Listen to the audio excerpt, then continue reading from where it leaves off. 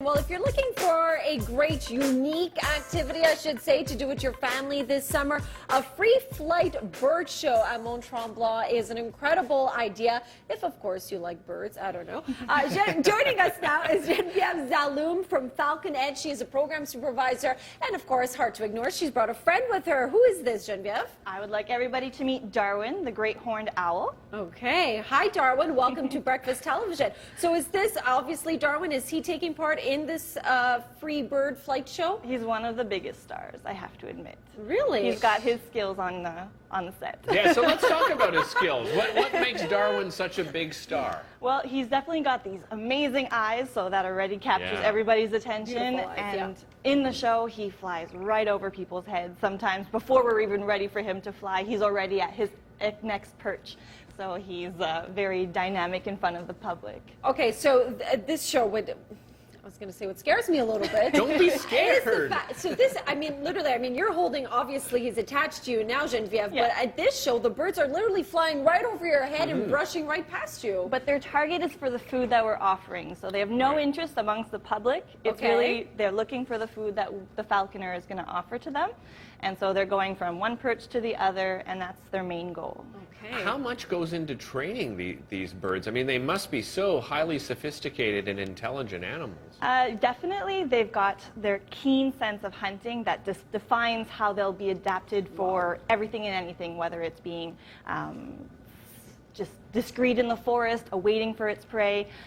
But when it comes to his training, Darwin, for example, we met him, he was 3 weeks old. Okay. So he's actually born in captivity, and he's imprinted. So we raised him kind of like our own, and he is now 5 years old. So he's had all this experience already. He's been in schools. We do school programs during the fall, winter, spring months. That's great. And then our bird show in the summertime. Is that the regular sound that owls make? He's making He's yours? got an Yeah, array he's got quite the vocabulary, so Okay. he'll actually Really? hoot in the wintertime as kind of a breeding territorial call. Okay. He'll make these occasional contact calls, and then some just a little chitter chatter that He seems to be a little camera shy, though. He keeps turning his head away Well, from the it's camera, such a trying to beautiful get. view I outside. know. He's Look like, at that lovely city skyline. he might see some prey out there in the trees by McGill College. So, speaking of prey, what would Darwin eat in the wild? Yeah, so the great horned owl is a species that we find throughout the Americas, so all the way to Patagonia. They're very common but nocturnal, so we rarely get a chance to see them. When we do, it's in an array of different habitats: desert, city, forest, country. And they're hunting anything that they can really catch. So anywhere from a mouse to a squirrel to a partridge. And are these the things you set up at the show? Because you said that you lay down some...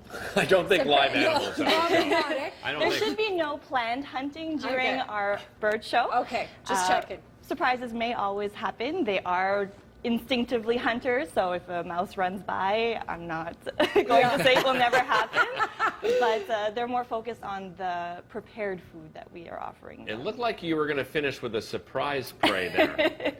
Is there one, as I understand it, he'll even go for skunks? Yes. So one of those city animals that we all love to hate. Oh, who doesn't love a good skunk? Yeah, so a large enough mammal, also nocturnal, and it's one of the rare predators that will actually attack the skunk. Wow, that's fascinating. So does the great horned owl, are they common here in the Montreal area as well? They're a little bit of everywhere, but again, nocturnal, so we rarely get to see their presence. But there's a nesting couple at Ile Saint-Bernard in Chateauguay. There's a nesting couple in Zaloum near Saint-Anne-de-Bellevue. Okay. So there's definitely the presence of them, but rare to see. And Darwin's not the only star, Darwin's right? looking at me right now. I know. He's looking because he knows you're nervous. Darwin's not the only star when it comes to the show itself. You'll have a variety of birds. So we present anything from a bald eagle, an American kestrel, the Harris hawk, a red-tailed hawk. We've got a peregrine falcon, a barn owl, and a black vulture. So all these birds are trained. They're going to be flying during the show, presented very close to the public, so they really get to appreciate. And the people love this, eh? They think it's amazing. Yes, Darwin. Yes, okay. Darwin loves it too. Darwin loves it too. Yeah. Okay, so this takes place from June 22nd to September 5th. So the whole summer period, basically. If you do have a chance to go to Mont Tremblant, I understand you take the gondola up and get to the summit and enjoy the bird show. Thank you so much, Geneviève. It's my pleasure. And thank you, Darwin. I can see Darwin. his vocabulary. It is quite extensive. He's still looking out the window there. No